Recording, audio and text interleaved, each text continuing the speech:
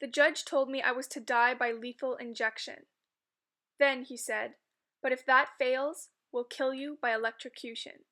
If the power goes out, we'll hang you. If the rope breaks, we'll take you out back and shoot you." These were the words told to Greg Wilhoit by a judge who sentenced him to capital punishment for the murder of his own wife and mother of their 2 young daughters, despite his many claims of innocence. Unfortunately, Greg lost 5 years of his life on death row for a crime he did not even commit. He received a full exoneration, eventually. Unfortunately, this is not the same fate of most death row inmates. The death penalty debate has been a heated debate among many, and as our society grows wiser, evidence clearly demonstrates that capital punishment is not a good solution.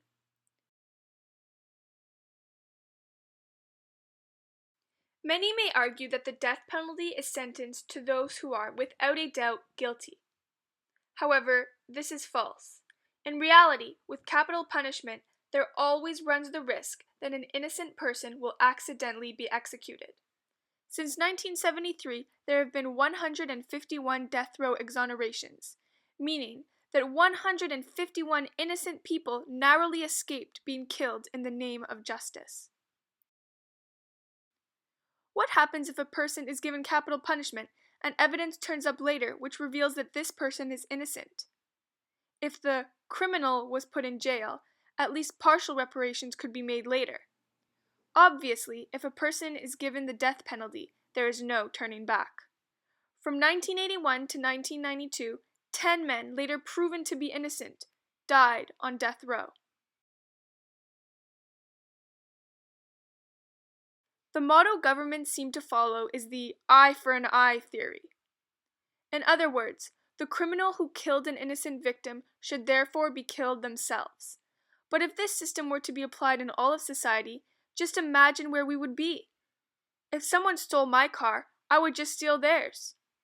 Surely we have evolved from such a primitive way of creating law and order in society.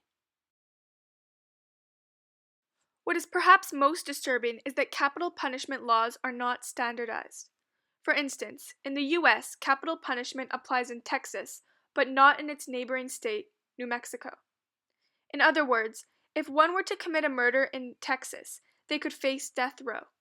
However, if this same person were to commit the exact same murder only a few feet past the state line in New Mexico, then capital punishment would not even be in question. Is this a fair and just system?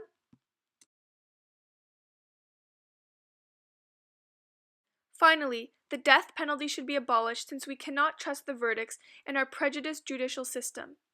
For instance, in southern states, 8% of the black criminals who murder get the death penalty. Only 1% of white murderers get the capital punishment. This prejudiced treatment of criminals makes a mockery of the law and a mockery of issuing executions.